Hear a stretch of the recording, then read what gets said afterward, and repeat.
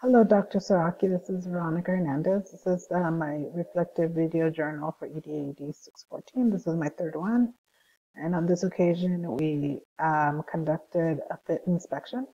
And we went around and I got to see the facilities for the particular school that I chose, which is Oak Avenue Elementary School here in the Greenfield Union School District.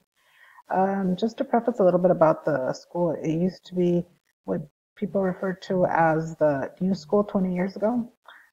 So it's been around probably like for 30 years um, from when I began teaching there 20 years ago.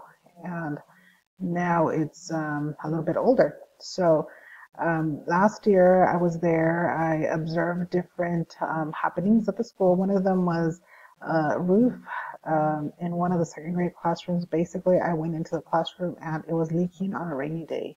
And they actually got rid of that portable. Another item that I was made aware of was the kindergarten playground area. There was parts of the playground that were broken, and just little things here and there that teachers brought to my attention. So, just giving a little bit of background knowledge. This year they have a new principal, many new staff members, and one of the first items that I totally noticed as I was going around doing my inspection was that the facilities were pretty much kept up. The school was very clean. I didn't notice anything that was broken. There was no windows broken. It seemed that just that everything had been upgraded. Even the office used to be connected through doors. The doors were taken away, and actual walls were built into three of the offices, more spacious in the office. The office staff worked together to make sure there was enough space towards the front so as to let teachers cross through, and that way there would not be any traffic flow that was impeded by students or adults standing. So after conducting the fit test, one of the things that did come up was that they do have problems with termites. That was one of the big ones. And just some of the classroom cleanliness, or in some cases the walls, depending on who the teacher is, how well they took care of the classroom.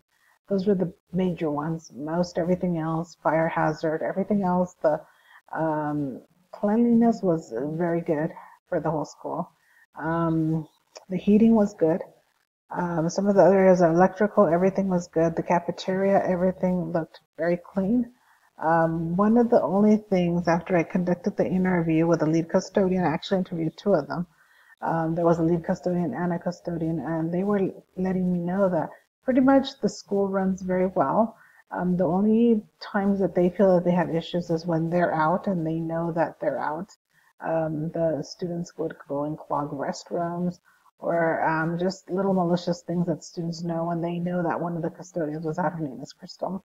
Orlando, on the other hand, his major concern was that he felt that they did not have enough support with having enough personnel, that they could always use more personnel to go and support. So there's three custodians, and there's a day custodian. There's like one that works from like 2 to 8, and there's another one that works like from 4 to 10. And so they divide up their areas.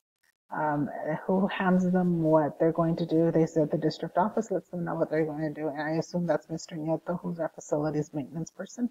So they already know when they come what their jobs and responsibilities are.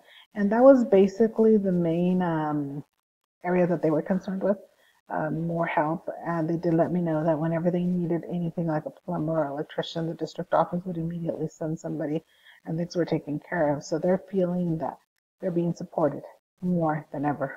The facilities are running better more than ever. Um, the FIT tool really taught me that a school is just more than the students. You know, the building is something that you need to also take care of. If the building is not in compliance, you're not addressing the basic needs of the students or the basic needs of the facilities.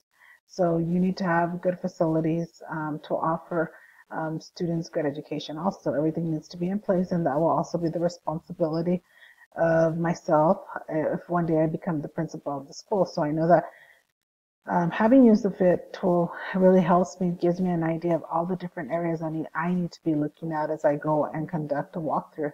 So I felt that it was very valuable, and I felt that I would definitely, now that as I'm walking around in any school or any building, I'm probably going to be looking to see, oh, do I see any structural problems here? Do I see any hazards, or is everything in place? So it has really opened my eyes to what I need to see as a school leader in the future. So for now, Professor, that's all I'm going to share. But like I said, it was a very valuable learning experience. Thank you. Have a great week.